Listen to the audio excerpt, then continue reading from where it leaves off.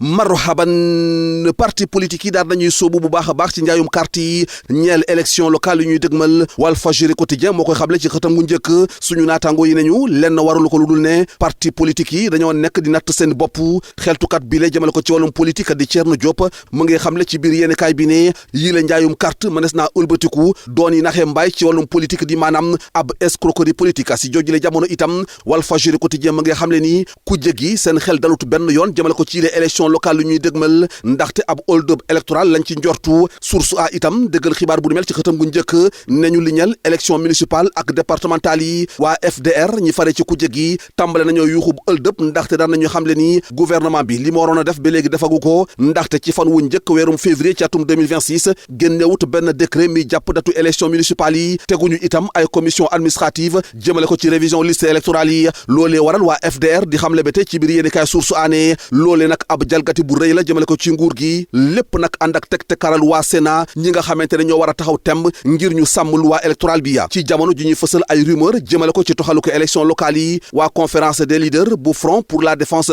de la république FDR ñu ngi artu ci biir yéeni kaay critique nee nañu lenn rek la ñuy exiger fu mu toll nii moo di ñu jàpp date élection locale yi texte itam ñu tàmbali révision liste électorale yi ci jojule jamono scoop yéeni kaay mu ngi dikkaat ci visite bu Elimaanu Joori ñi amaloon niki démb ci direction générale bu police nationale nañu ci xëtam bu njëkk Ousmane Sonko daal ne rafetlu bu baax a baax liggéeyu police bi di maanaam seen professionnalisme yor yéeni kaay nañu Elimaanu Joori ñi daal ne sëkk ay jéego yu mucc ayib jëmale ko ci police nationale ci seen budget bu mucc ayib mi ngi daal di yokku ci téeméer yoo jël fukk ak juróom-ñett yu tekk ci atum 2026 gi Ousmane Sonko fas yéene wut yam képp ci wàllum jumtuwaay di maanaam wàllum équipement waaye ab gis-gis di maanaam ab vision la ci bëgg a tekk mi nga xamante ne dafay tegu ci wàllum exemplarité mi xeex wàllum ger ngir tegu ci aar askanu ya loolee waral Vox Populi nañu Elimaanu Joori ñi di Ousmane Sonko daal dina fësal niki démb bëgg gouvernement bi jëmale ko ci police nationale li jëm ci wàllum extradition Madiambal Diagne yéene kay Le Quotidien daal dinay xëy di xamle ni faaw ñu taaxirlu waat ba ci weeru mars défense am moom Madiambal Diagne niki démb ci audience ba suñu naatangooy Le Quotidien nañu daal nañ fay xamle ni mbirum politique la mi ñu daal di soppi daal di koy def ab procédure judiciaire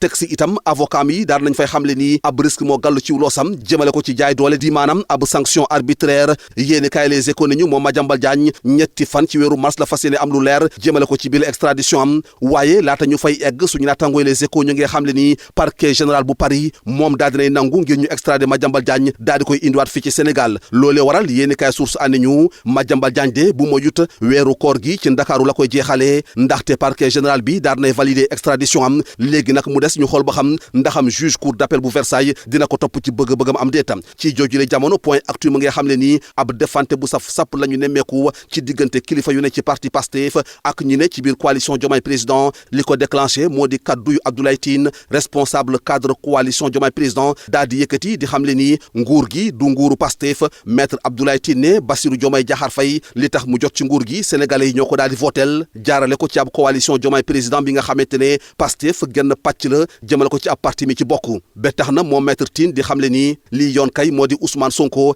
dafa war a dem fekk ji président Bassirou Diomaye Diakhar Faye ci biir tournée économique bi mu fas yéene amal honorable député Guy Marius Sagna daal di koy tontu ba tey ci biir yéeni kay point actu ne bu parti Pastef amuloon kon nguur gi du am directeur port Waly Diouf Bodian daal di koy feelu ngir tontu maître Abdoulaye Tine nguur gi du nguuru Pastef dafa mel ni taxaw temb di weddi ne bitu final Coupe d'Afrique des Nations ba du Pape Gueye moo ko dugaloon jàngeen jëf.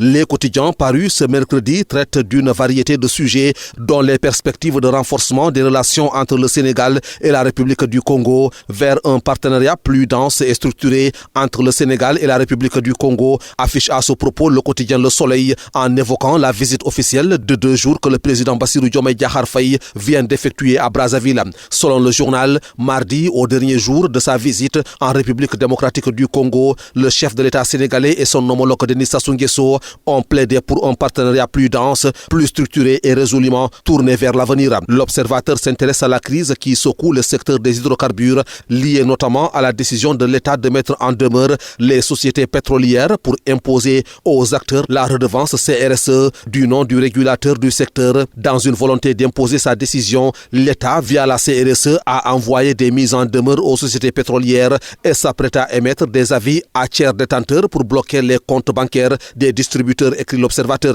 Walfadjri quotidien, quant à lui, parle des prochaines élections locales en faisant observer que les différentes formations politiques ont engagé la vente de cartes en perspective de ces consultations électorales prévues en 2027. Les leaders de partis d'envergure ont lancé chacun, en ce qui le concerne, leur processus de vente ou de placement de cartes de membres pour se poser et se projeter sur les prochaines joutes électorales, rapporte le journal. Source A relève au sujet de ces prochaines élections que le Front pour la défense de la République FDR a haussé le ton pour dénoncer ce qu'il considère comme une forfaiture du gouvernement en perspective des prochaines échéances électorales. Le FDR, dont les leaders sont cités par Source A, fait remarquer qu'à la date du 1er février, le gouvernement n'a pas publié un décret fixant la date des élections municipales et encore moins mis en place les commissions administratives d'établissement et de révision des listes électorales. Le quotidien Yor note que le Sénégal s'oriente vers une nouvelle doctrine de sécurité nationale à la faveur d'une hausse budgétaire historique de 18,31% pour 2026